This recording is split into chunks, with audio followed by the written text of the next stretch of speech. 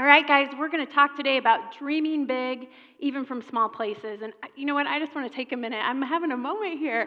I got introduced by one of my industry mentors and somebody I admire and have always wanted to be like. So to enter stage with his introduction, I'm grateful to be here with all of you guys today. Thank you. So I want to talk to you about engaging relationships.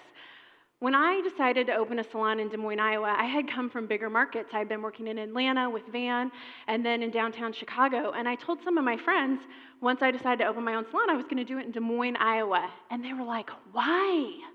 Why? Right? And they were like, you're never going to have the career that you want to have in Des Moines, Iowa. Somebody even said to me, it's a flyover state.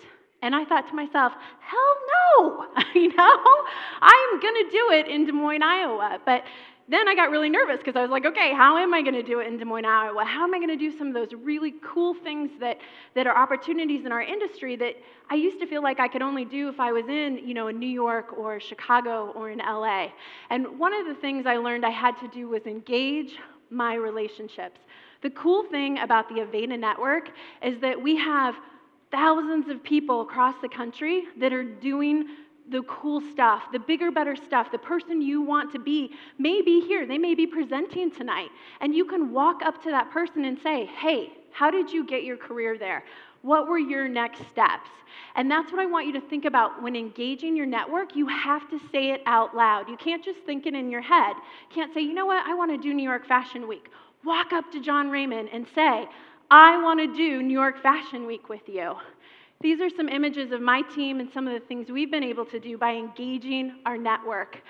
We have people at New York Fashion Week with John Raymond. We had people shooting with Babak. If you guys know who that is, he is the most award-winning photographer for NAHA. And then that's me with the cheeky Ian Michael Black, which you'll see later today. It's not just about engaging your network about things that you want in your career. It's also about how you want to impact people.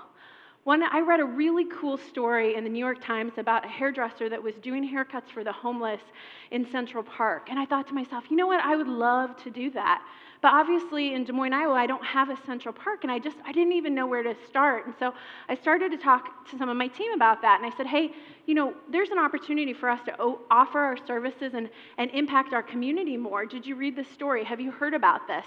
And lo and behold, after starting to talk about that with my team, it turned out the director of our largest shelter in Des Moines was a client of ours. And just within 30 days later, we were cutting hair over the holidays at the shelter in our community. So engage your network, you guys. Say it out loud. Who do you want to be? What do you want out of your career? Next thing I've learned that's important to do those big, cool things, even in small networks, is say yes. And say yes no matter what. How many times does somebody tell you about an opportunity and that inner voice starts to give you all the reasons you can't do it, right? Somebody says, oh, you know what, I hired a photographer and I was wanting to, do you do hair for photo shoots? And inside you're thinking, I've never done that. I don't know, do I do hair for photo shoots, right? And you're giving yourself a million reasons why you can't do it. Just say yes. My inner voice this morning when I got dressed and I put on this skirt, I thought, you know what, all right, this is looking pretty good, right? I put my jacket on, I zipped it up, my inner voice is like, well, I don't know. I turned around and did the rear view in the mirror, and what did my inner voice say to me? It said, girl, your butt looks big, right?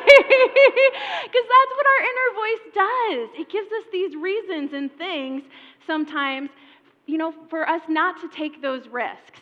I'll tell you about a time that we had a weird phone call at our front desk in 2008, and I took the phone call because my front desk coordinator was like, I don't know what to do with this. I don't know how to handle this. They're being really evasive.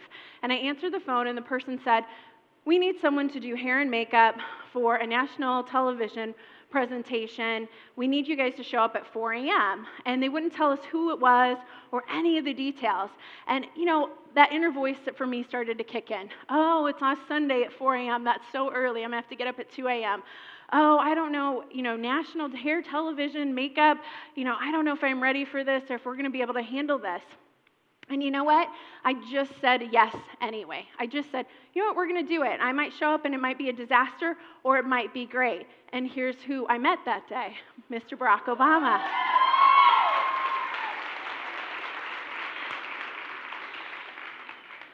Just say yes. Tell that inner voice, I'm done. Take risk. So a lot of the things I wanted to achieve in Des Moines in our small little network, one of the things was competing on a national level for NAHA. Does everybody know what NAHA is? North American Hairstyling Awards, right?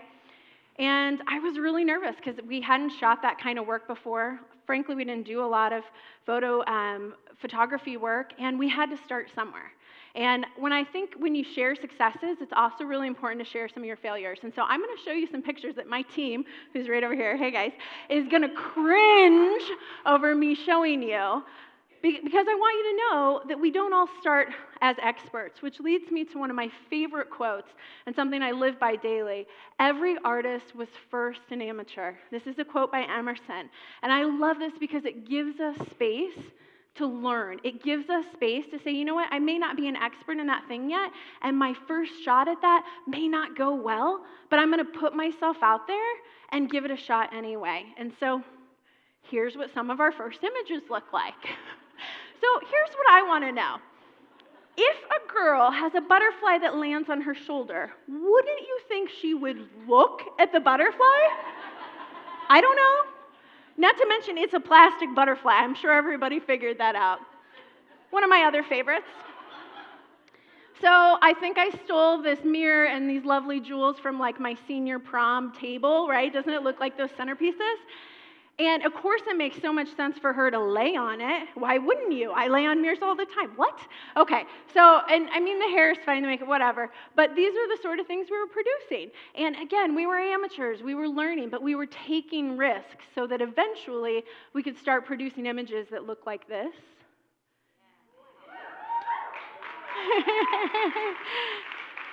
And this. And this. And eventually, after a lot of hard work and taking a lot of risks and honestly having a lot of failures along the way and along the journey, eventually we had moments like this.